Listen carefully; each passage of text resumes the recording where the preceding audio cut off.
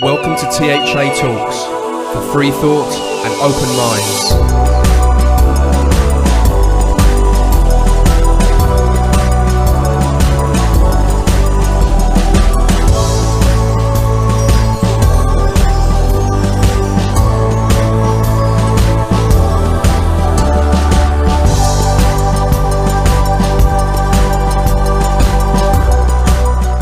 Hello people, coming to you from London, UK and out to the universe. I'm Paul Obertelli and this is edition 36 of THA Talks, brought to you by Theo Humanist Arts.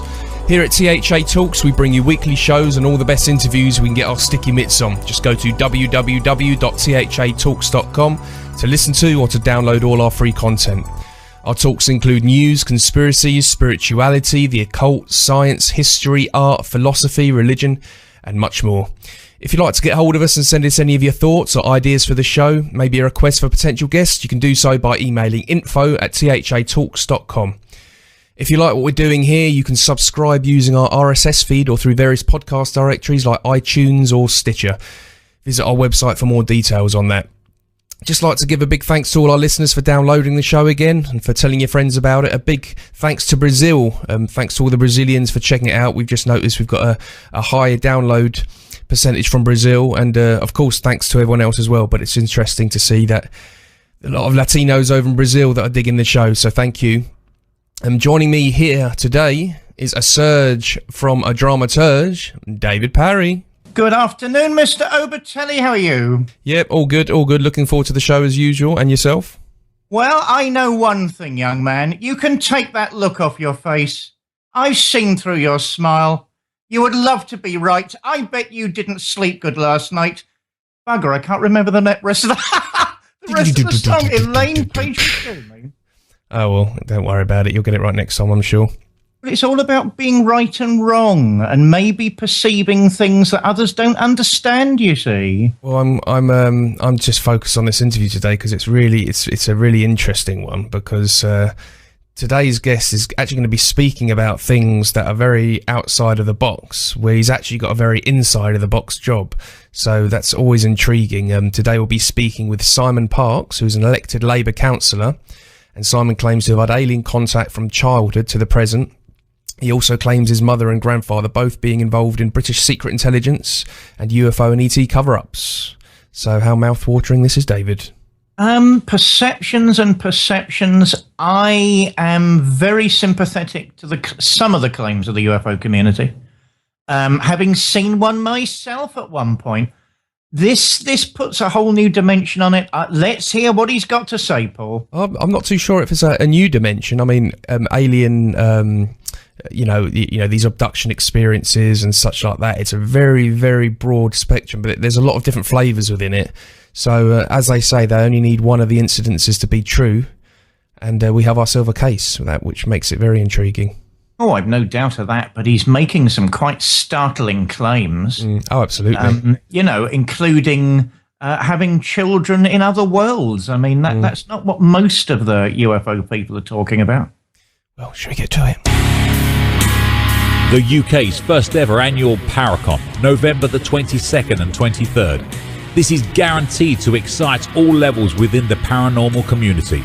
This event will showcase some of the world's best paranormal personalities, covering all paranormal genres, including the ultimate paranormal roundtable. Hello, Simon. Welcome to the show. Hello, it's lovely to be asked. Thank you. Well, we appreciate you coming on. It must be a busy life. With all the politics and so on that you're involved in and whatnot. Basically, I mean, it's an hour-long show. You've been talking about a lot of fascinating stuff for quite a while now regarding ETs and about British intelligence and so on. On the first shows, we tend to kind of just sort of try and cover as much ground as we can, and then see if we can get you back on to cover more ground, because as I say, there's so much to go over. Could we start off maybe just talking about these beings that you've claimed to have been in touch with, who they are, where they come from, and what they want? If we can start off from there, maybe. Right, that's absolutely fine. I didn't sort of get in touch with them. Right. They got in touch with me from a very young age. I think researchers tend to have quite sort of boxed names for these creatures, and the general public tend to say reptilians, and as if that was just, covers all groups. The particular reptilian group that I am familiar with are called Draconis reptilian. I am aware of 2 other groups of reptilians, but I'm sure there are many others. In terms of the what the British call the mantid, the Americans refer to as mantis. That's another group, or a part of a group, that I have experience with. I very rarely see the greys. Your typical Hollywood-style grey. Very rarely see those. So all through my life, I'm 54 years of age now, and for as long as I can remember, these creatures have visited me, not just at night time. It can be at any time of the day, and it doesn't actually matter if I'm with people. Other people have seen them as well, which is very shocking for them. They find it very hard to come to terms with. So basically, it's a range of creatures from the 4th dimension. A lot of people refer to them as ETs. There's a guy called Charles Hall, who unfortunately I haven't had the chance to meet, and he's been to Britain on 2 occasions, and he refers to the tall whites. These are your absolute typical ETs, because they take between 15 to 20 years to travel here. Yeah. So that is an extraterrestrial. The sort of creatures I'm referring to open portals, come through portals, and so they're not actually traveling in your sort of typical science fiction style in a spaceship. So there are many types of visitors. There are other creatures which you could call elementals, such as the jinn or the demonic entities. They're interdimensional creatures. So I have a quite a range of visitors. Right. Yeah. Sounds it. So, and what were the ones that you would say you had most dealings with? The creatures that I've had the most interaction with would be the mantis. In 1971, when I was around about 12 years old, I made what researchers refer to as a soul agreement. To me, it was just a deal. I just made the deal where I accepted an offer that they made. It was going to be that or the reptilians, and frankly, I'm never at my ease with the Draconis reptilians. Therefore, I chose the lesser of the 2 evils, which was the mantis. So it'll be the mantis that will generally come and collect me. Okay. So, I mean, so these guys, they're not getting on together then, the mantis and the reptilians? If you can, I'm going to look at it from a 3D perspective. If you imagine oil was discovered off some country's coast, then you might find that the Americans supplied the boats to go and get the oil. The British might supply the drilling bits, the Germans, the cameras. So a range of countries would come together to exploit something. And you'll find with the human race that a range of alien creatures have come together to interact with humans. Each particular alien race is looking for a particular outcome from its interactions, although they'll all share the main group. The mantis have a very interesting role. If you can think of a soccer game, there's a referee, and the mantis creature is looked on by a number of other 4th dimensional entities as a referee. So the mantis actually will go in and diffuse difficult situations that are occurring in other groups or other universes. And so I wouldn't say that they don't get on. I would say that each individual group has its own agenda. Okay, so these beings that you're in contact with, are they 3-dimensionally physical? Could you sort of give them a high five, or are they astral? When any creature comes from the 4th or other dimension, there is a period of time where they are non-substantial. Yeah. They will solidify into a very real physical, very real physical being.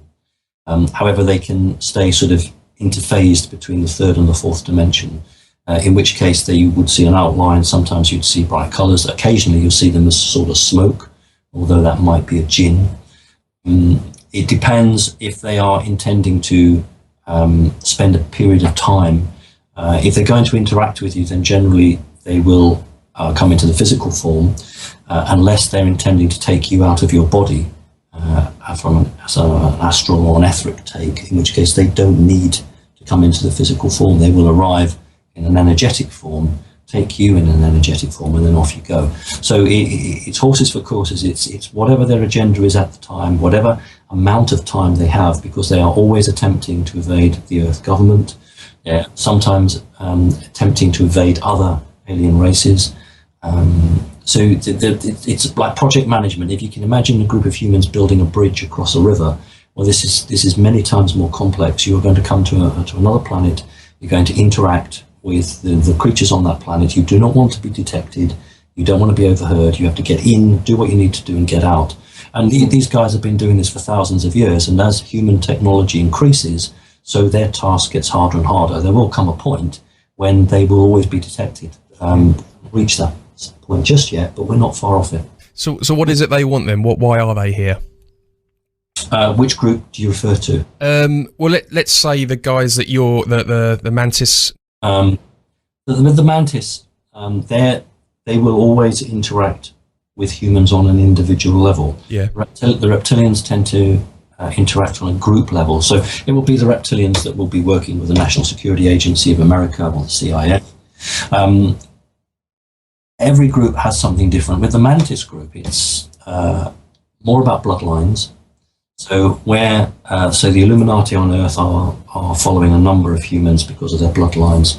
If the reptilians are interested in that particular bloodline, let's say a bloodline goes back to ancient Sumeria or back to the Jewish time, they will follow that. So Mantis are particularly interested in the development of living creatures who have a soul link that goes right back in history and a physical bloodline link that goes back in history.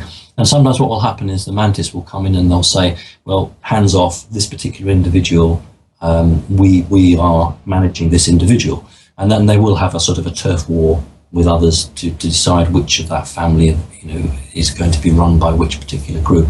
So in my case, that didn't happen. I was actually given the choice. Who did I want to associate with most? Who basically did I want to have guarding me? And in 1971, then I chose the Mantis group. Don't regret that, because the alternative perhaps wouldn't have been so good. Right. Okay. So basically, there's the good guys and the bad guys, and you're basically with what you believe are the good guys. Basically, that's what we're saying. You know what? I don't think any of them are good in the human terminology, in the human sense.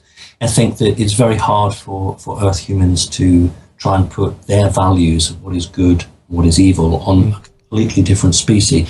Until humans fully understand, Earth humans, I beg your pardon, Earth humans fully understand what makes these creatures tick, it's very hard to know. I think it's about agenda. If you can understand or have a good handle on what a particular faction of a grouping agenda is, if that's fairly benign to yourself as an individual and benign to the Earth, then I think that's something to develop and go with. If you know clearly that it's a negative agenda, then you want to keep well away from it. So with the Mantids, the agenda, from my perspective, was not too bad at all. Right. Are these? Are these beings the same things maybe that in the past people have associated with demons and stuff? Do you think that's pretty much where it's coming from, the same thing, or is it something totally different? I think in those cases that would have been jinn. That would have been creatures that are interdimensional, that live between the third and the fourth dimension. Right.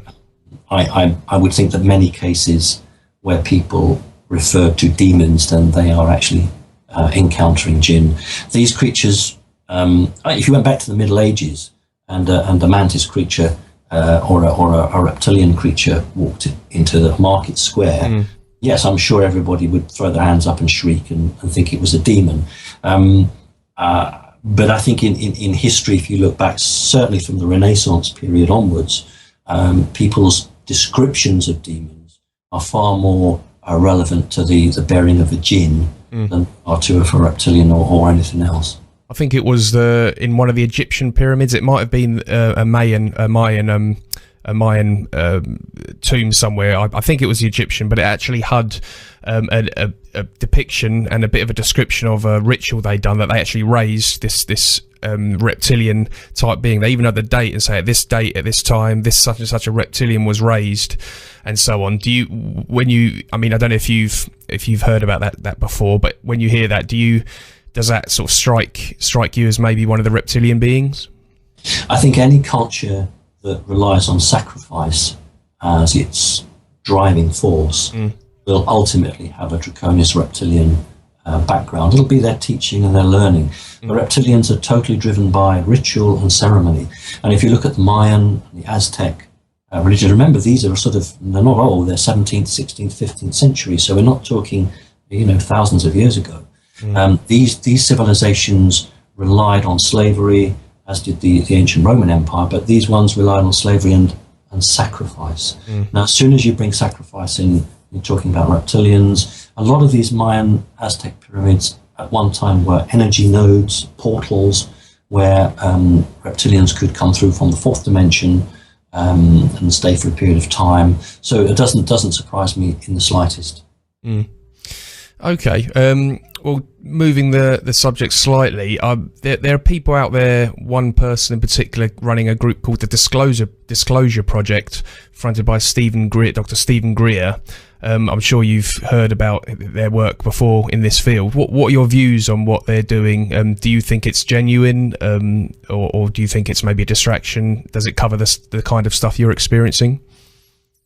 I haven't got any time for Dr. Stephen Greer. Right. The reason for that, he raised a phenomenal amount of money from very, very honest, well-meaning people, and then he produced a film which really didn't go anywhere and do anything, and to me was a tremendously wasted opportunity. So that's the first way I'll say that. The second way I'll say that is I actually know personally somebody who approached Dr. Stephen Greer with a very genuine offer to look into. Okay, folks, sorry, we had a bit of a technical issue there and we got cut off. Back over to you, Simon. Thanks. It's not unusual to have interference like this. It's fairly common. Yes, a very good friend of mine made a very serious offer to Dr. Stephen Greer regarding some knowledge of free energy. And the first thing Stephen Greer said to him was, well, how much is in it for me? So my friend said, well, it's not about how much money is in it for anybody. It's about the benefit to the earth and to the benefit of the people of the earth, in which case Dr. Stephen Greer wasn't at all interested. So I base my answer to your question on those two facts. So no, I'd have more time for David Icke than I would for Dr. Stephen Greer. That was one of my questions I was actually going to ask you, is the reptilian beings that you speak of, are they in the same kind of pocket as what the beings that David Icke talks about? David Icke is an absolutely amazing researcher. He does experience, but doesn't experience in the full range. Yeah. I would probably agree with 90% of what David Icke says. I think it's very, very difficult to explain to people who haven't seen these creatures just how a reptilian can take control of a human body. I think that's been very, very hard for a number of people who, really like what David Icke says, and then as soon as David Icke started to talk about the reptilians, he lost a lot of people because the concept was just too much for them to understand. I think people are changing now. People are understanding that the governments are lying to them, and they are looking for alternatives. So I think the message is good, and I would support what David Icke says. Okay. Right, we've had a guest on the show called Ed Grimsley, and with his colleague Richard Lenny. They basically talk about and go on these kind of sky hunts where they film UFOs with night vision scopes, and they've claimed to have, they've quite well known to get some very good footage of UFOs fighting up in the sky, actually attacking each other. What are your views on that? Do you think that that's again tied into beings that you're encountering? Well, first off, you may well have human-controlled spacecraft fighting alien spacecraft, You may be looking at one group of alien spacecraft fighting another group of alien spacecraft. It's not clear cut. Everyone's after their own piece of the action. Excuse me. So unless one can actually identify the alien craft or the type of craft, it's incredibly difficult to know who's piloting these vehicles, and who is the bad guy and who is the good guy. But yes, there's a war going on. There's a war going on above the planet. There has been for quite some considerable time. And people who are very dedicated, have the right equipment, can film these things.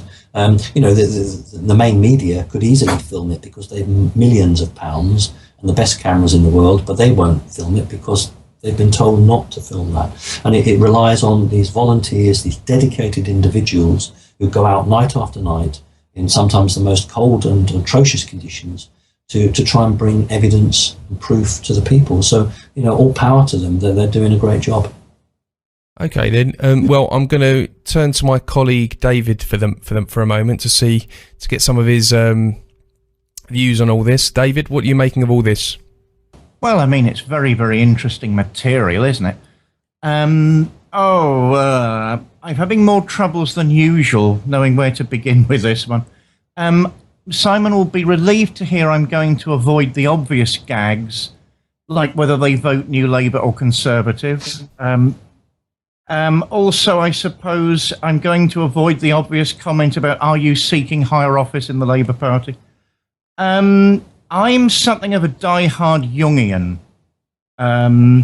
When I hear about flying saucers, I tend to think of Jung's book, what was it again? Flying Saucers, a modern myth of things seen in the sky, I seem to recall, where he basically says, if we ignore our religious obligations, the spiritual forces beyond any sort of human understanding can sometimes take monstrous and very forceful forms, so that we give them their due, so that we take our rightful place in the continuum.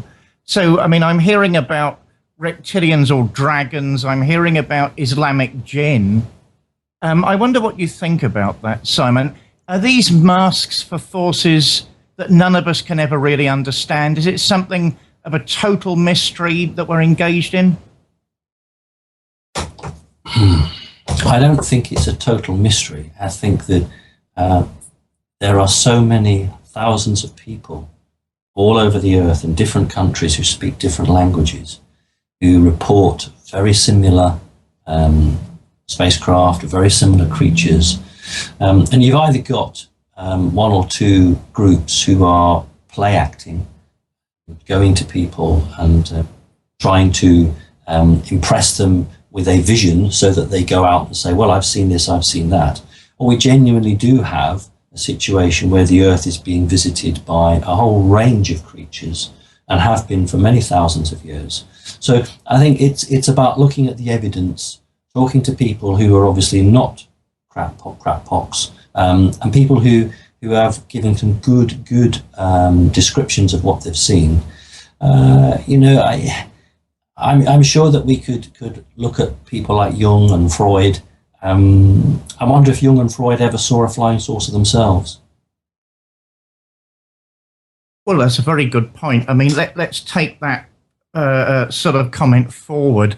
I mean, I'm coming out this year. I've actually seen a flying saucer, and I've had a wealth of paranormal experiences myself. So the organisers of Paracon UK are forcing me to come out this year. I'm looking forward to it. But it doesn't really address the point. I mean, John Mack, who was a very learned psychologist and wrote, what was it, Abduction, Human Encounters with Aliens. I can't remember the titles of these books today. I mean, it talks about masks and identification and spiritual forces, religious forces trying to raise our sense of consciousness. I mean, I'm not into the nuts and bolts thing. There are a couple of guys with big machines who are a bit ahead of us. Big deal. I mean, any of these creatures doing us any good, if that's what they are?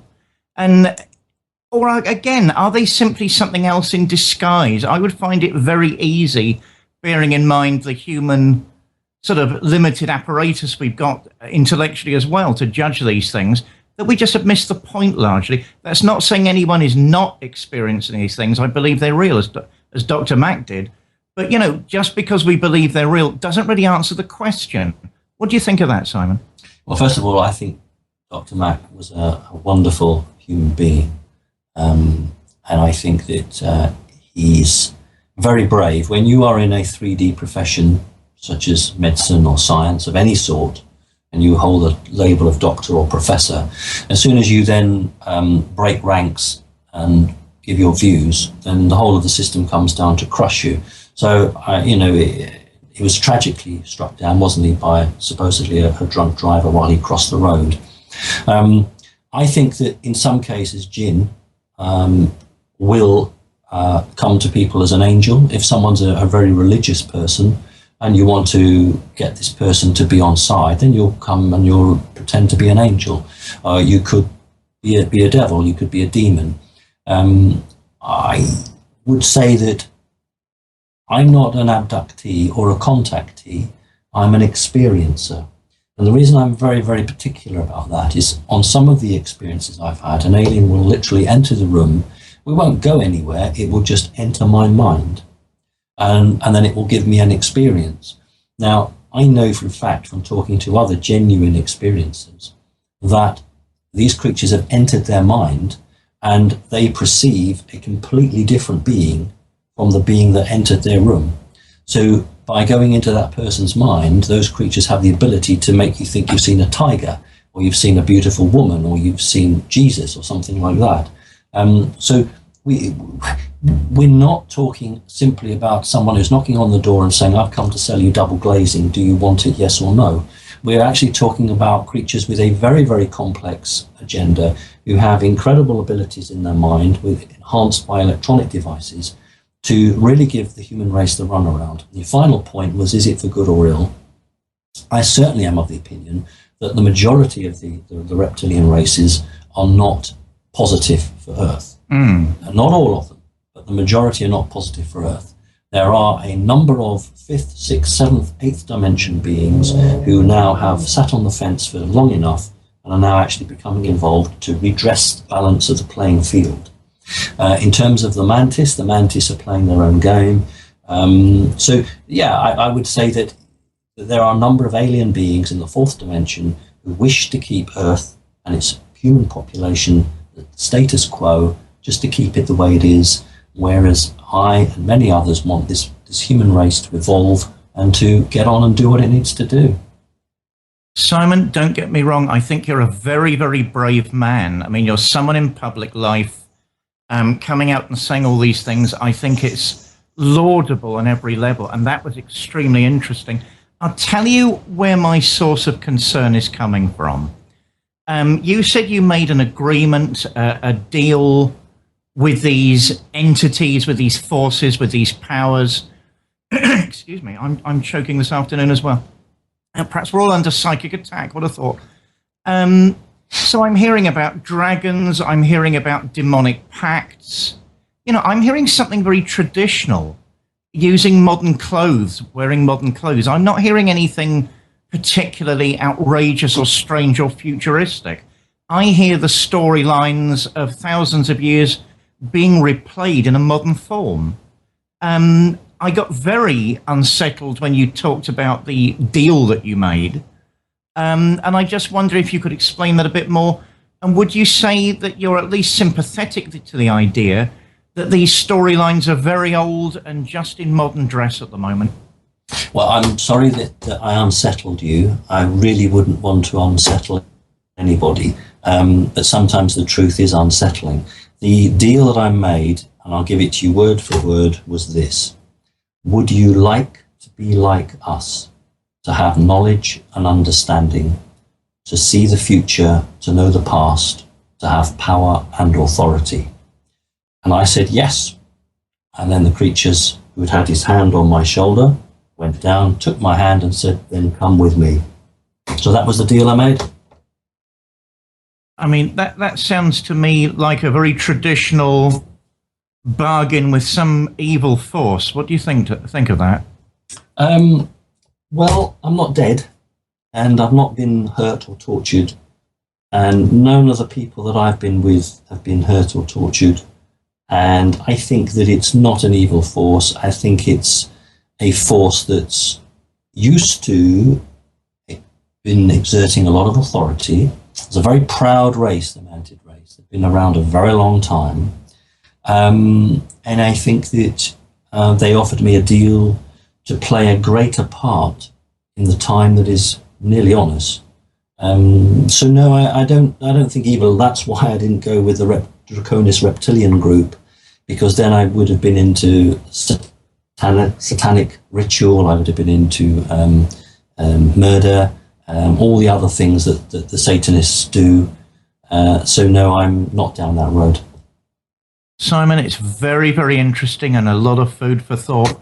Paul, young man, time you got back in. Yeah, interesting stuff. I was just thinking regarding your position with Labour and your colleagues there. Are they kind of pressuring you to knock this on the head and to keep quiet about it? No, this is what really surprises the main media, and it surprises quite a few people. But you have to understand that the people in power know the truth. Those who don't know the truth are not in power. I've only ever had one phone call from head office. Let's call them head office. One phone call. And that phone call was, and I quote, "Next time you're going to go on primetime television and attack senior Tory government minister, for God's sake, tell us beforehand so we can get the press boys ready." That's the only call I've had. People in power know the truth. And really what changed the media, because at the start the media was just like everybody else, quite doubtful of it. But what changed the media was when a member of MI5 invited me to tour the secret radar base last year. And as soon as the media heard that, then they were absolutely into fits, because, here's the guy who's come out publicly and said that his grandfather worked for MI6. He said his mother worked for MI5. He sees aliens, yet he's being given a guided tour of one of the most secure and important sites, not just in Britain, but in the world. And this is the three-phased array space radar at Fylingdales. And suddenly the media thought, well, this guy's obviously talking the truth. And that reflects, because when the new Pope made a statement a few weeks back that he would baptize aliens, 6:30 in the morning, who do they phone for a comment? Me. So you get Radio 4 phoning me up, asking me to make a comment on the Pope. This is because the military have shown that they're quite interested in me. So my colleagues are incredibly supportive. I'm the chair of the most influential committee on the town. I'm a chair of another committee. And, I did throw my hat into the ring to be mayor of the town, and I came second. So this is the problem for the media, for media who either are controlled by vested interests or just have idiots on their staff. Can't understand how it is that somebody can say what I say and yet carry the confidence of other politicians. And the fact of the matter is that what I'm saying is the truth.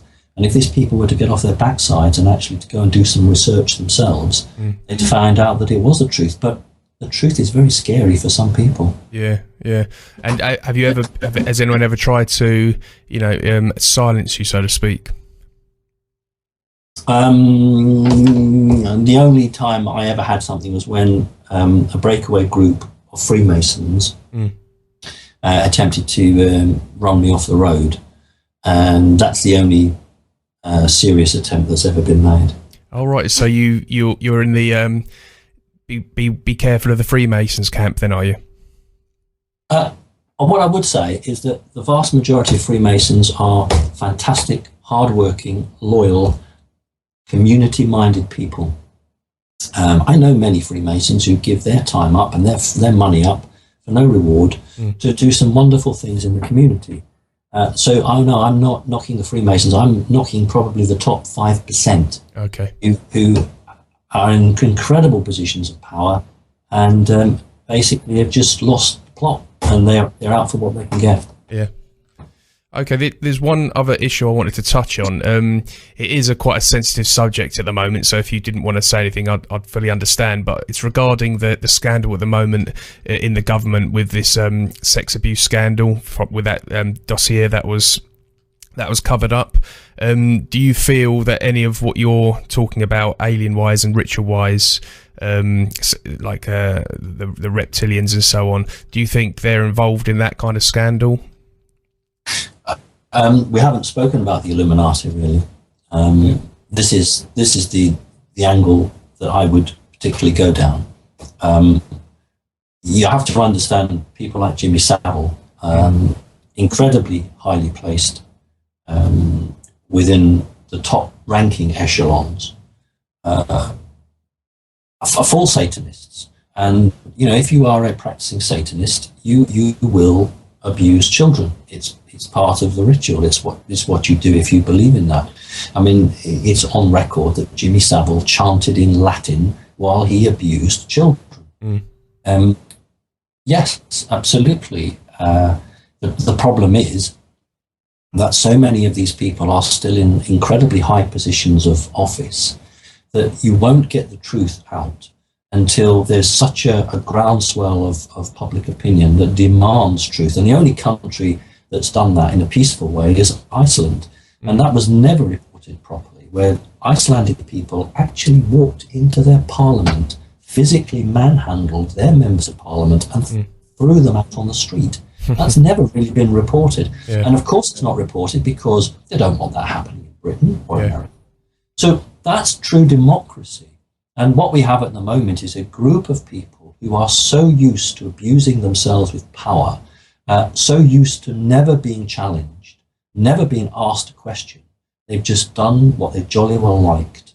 And they've joined several clubs, and one of those clubs is a satanic club where people are tortured and abused. Yes, it runs through very high levels.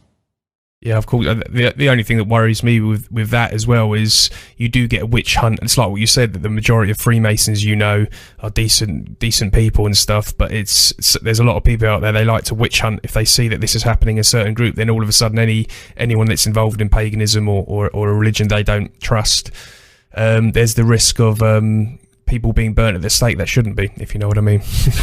Yeah, I think first of all that Wicca or paganism, that isn't the issue. Anything that brings us closer to Mother Earth, to the way we used to be a few thousand years ago, that's to be applauded. The enemy is the man in the expensive suit, the expensive tie, the expensive motor car, who practices satanic ritual and uses power to keep things in control. That's where the enemy is, not somebody who's humbly practicing some white or grey witchcraft. Yeah, no, I hear you there. I hear you. Okay, so let's see what else I want to. I mean, you've also got a lot of interesting stuff regarding your family you touched on earlier, being like MI5, MI6. We're sort of edging closer towards the end, but I think we've got time to sort of see if we can cover a bit of that side of your information. Okay, what bit we well, I mean, you said your mother was involved in was it MI5, and that she was involved in covering up some of the UFOs and ET information. Could you run us by that? Yeah, very briefly. Okay. We haven't got the time. Colloquially we refer to it as MI5. That's not really how we would call it. It's the BSS, the British Security Service. Right. She signed the Official Secrets Act in around about 1965, 1966, and her job was to, old-fashioned typewriter in those days, type out documents that related to alien spacecraft that had either crashed or been brought down all over the globe and recovered by American special teams. The documents were all in German. They came from West Germany. These were a group of German scientists from Operation Paperclip who didn't want to go to America and escaped the Russians and wanted to stay in what became West Germany. And my mother's job was to receive these documents in German her handler would turn up and he would have translated them on a spool of tape into English. She typed them out, and then she had to take them by a special car that would collect her to Brighton railway station, where she would meet a guy, pass code words, and then she would hand the documents across. She did this until 1979. Unfortunately, what she was reading was just too much for her. She became an alcoholic. So she went to her handlers and said, "I've had enough of this. I can't stand it. It's just too mind-boggling. And you always promised me that you'd give me my old job back." And they did. She went back to her old job, and then within 2 weeks of that, she was dead. And I know that they killed her. And I know they felt they had to do it because the information in her mind was just too great. They saw her mother as a loose cannon, and so they did what they had to do from their perspective. Now, yeah, you can imagine. I mean, I was an only child. I didn't have a father. So at the age of 18, when this happened, I just wanted to run away. And I got a job in London, which was 50 odd miles away from where I lived. I prepared to move away, and then a day or 2 days before I was to move, an envelope got pushed through the letterbox with £2,000 in used notes. And £2,000 in 1979, 1980 was a hell of a lot of money. That was my blood money. That's the money they give me for killing her. But ever since then, the security services have watched me. They play usually a listening role, and they've been quite helpful at sometimes. I've occasionally had some very nasty interviewers, and somebody from the intelligence service has tipped me off, or in fact with the Americans has actually gone and contacted these people and told them to sling their hook. I don't know what the American terminology for that is. So, and that's why I got invited to the Space Radar Station. It's why people in power don't come down on me like a ton of bricks, because they've been told to back off. And so it is an interesting life. I can assure you, it's a very unusual, interesting life. Yeah, I bet. Okay, so I mean, as I said at the beginning of the show, we've got so much to cover. It would be good to get you on just to sort of focus on a certain subject. Sure. If you'd come back on the show, that would be great, because it's been very interesting. I'd be delighted to do that. Yeah, David, have you got anything you'd like to throw in here as we get towards the end? Well, just one last question, I suppose. It's been very, very interesting, Simon. Very, very interesting indeed. I'm focusing on the word experiencer. That's curious. Did you ever read Carlos Castaneda? You know, that great 70s phenomena. He was training as an anthropologist and as a Yaqui sorcerer at the same time. I mean, you remind me of something like a sorcerer's apprentice, or experience. I mean, something like that. What do you think? Okay. What do you think of that? Okay, that's a very, very interesting point. I'll be truthful with you. I've never heard the name before. I haven't heard the name before. The Sorcerer's Apprentice is an incredibly interesting comment that you've made. In my spare time, I assist people who have jinn possession, people who have been tortured by satanic forces or the Illuminati, who have multiple personalities. The Rothschilds even sent me one of their employees to put right, and I didn't know it was the Rothschilds who'd sent them. Had I known, I would have charged them a fortune. We are talking, you're talking magic. You have to use magic sometimes to undo some of the evil magic that's been done. My bloodline goes back quite a way, and that's an interesting subject. Maybe one day you need to pop by and we'll have a cup of tea together and we'll have a chat. My friend, that is on the cards already, believe me. Paul, we're running out of time. This enchanting man, he must come on again. I'll leave the final bit to you, my dear. Okay, yeah, there's another guy. Have you heard of a guy called Alex Collier? I've seen a couple of his videos, and I've never met him, but I'm aware of him, yes. Okay, and do you give him the thumbs up or the thumbs down? I give him the thumbs up. Okay, yeah. So you think he's genuine experiences? Yes, I do, and I also know that his life was threatened. That's why there's a huge gap between his 1980s videos and the more recent stuff. He was told not to talk about the reptilians or the missing children, and if he did, he would be found dead. The difference between Alex Collier and myself is that Alex, unfortunately, or fortunately, interacted with 5th or sixth dimension beings who don't get involved in the politics on Earth. The beings I interact with have always interfered with the politics on Earth.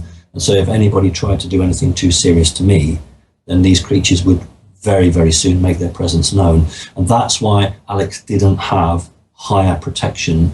And that's why it was only in later life he came back on again. And you may know what happened. He's got his electricity cut off, his gas cut off. He was penniless. They brought a charge against him saying he was corrupt. And they destroyed him. They absolutely destroyed him.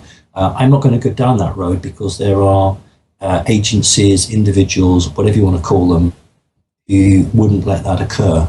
And so I think that, I need to go out and make people aware, push the truth, because I'm not going to end up on a railway line. I'm not going to end up in some ditch. So, I'm going to do what I can to try and raise the awareness. Well, I hope you don't. When was the last time you had contact with them? The last time I can have contact and remember would be about 6 weeks ago. I get a lot of missing time. Yeah. But when I'm incredibly busy, I didn't go to Australia, but yesterday I did a live Skype link to Nexus in Australia conference. I've got another conference coming up in I think Friday. When I'm very, very busy like that, never mind the political work, I tend to not have any capacity left in my mind to remember when I get interacted with. I'll just have all this missing time, as the researchers call it. If I'm on a quiet run, say in January or February, then I'll tend to have more ability to remember. And sometimes when I have an interaction, I'll say to these creatures, I want to remember this. I want to remember what's happening, because often they'll, I suppose for my own protection, they will not allow me to remember certain things.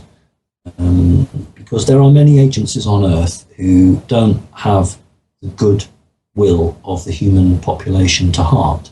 And they're always looking for new technologies or ideas or any plans. So, look at, we can't go into it, we haven't got the time, but the situation in Ukraine is not what it appears at all. And stuff like that, you can't have what I call the enemy having access to very important information.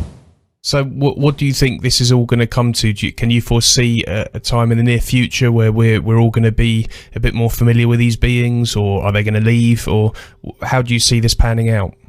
Well, I think it's going to be in my lifetime. I've absolutely no doubt about that. 2016 is the last possible point for a portal opening. So whatever you want to call them, the Illuminati, whatever the negative creatures, have got until 2016 to play their trump card. So it'll be played in 2015. They tried it in 21st December 2012 when they tried to activate their CERN, the Hadron Collider. And if you've seen my presentation, we talk about how the Hadron Collider failed to operate. Next year will be the year of many things happening. I'm expecting some form of financial crash, but not in the sense that we would understand, like a traditional financial crash. I'm expecting something to take out the infrastructure of a major country. And I think on the back of that, certain things will happen. My only concern at the moment with the Ebola outbreak is that if that disease is spread to other countries, you may find a mass immunization program on the cards. And I would just say to people, be very careful, because I'm sure there'll be nanotechnology in those injections. And I don't want people to be RFID'd, chipped. So there's an awful lot being played out at the moment. They're running out of time, the bad guys. They're up against a wall. They have got to try and control the human population. It's changing every day. Okay, well, I'm sure there's some of our listeners that are very interested in what you've said and are very open-minded to it. Just like I'm sure there's some that have got 101 questions they'd like to throw at you and doubt what you're saying and argue with you. They're all out there and stuff. But I think a lot of our listeners would like to have you come back on and cover some more ground on this, because as we say, it's certainly a lot here you've got to talk about. It's been great having you on the show. Wish you luck with your political side and your out of the box side, shall we say? It would be nice to have more people in politics that are as open minded as you. I know that much. I think that's what the world does need. And unless David's got anything else he'd like to throw at you last minute. No, I think that's it for me. Simon, we need a cup of tea or a glass of something a little stronger. I look forward to it on the cards, maybe before this year is out. My dear fellow, you're very welcome. And what I would say is, if any of your listeners have got some serious questions, I don't care what they are, as long as they're serious, why don't they drop them into you and then you can ask them on their behalf? Yeah, that'll be great. So take note of that, listeners. Anything you'd like us to ask Simon next time he's on, send us it in an email, info@thatalks.com, and we'll get Simon back on. And because we're not actually doing live callings quite yet, but we can certainly take your questions and ask them for you, so that's not a problem. Simon, thank you very much. It's a pleasure. It's been a pleasure, and we look forward to the next time. Take care. Bye-bye. Thank you. Bye-bye.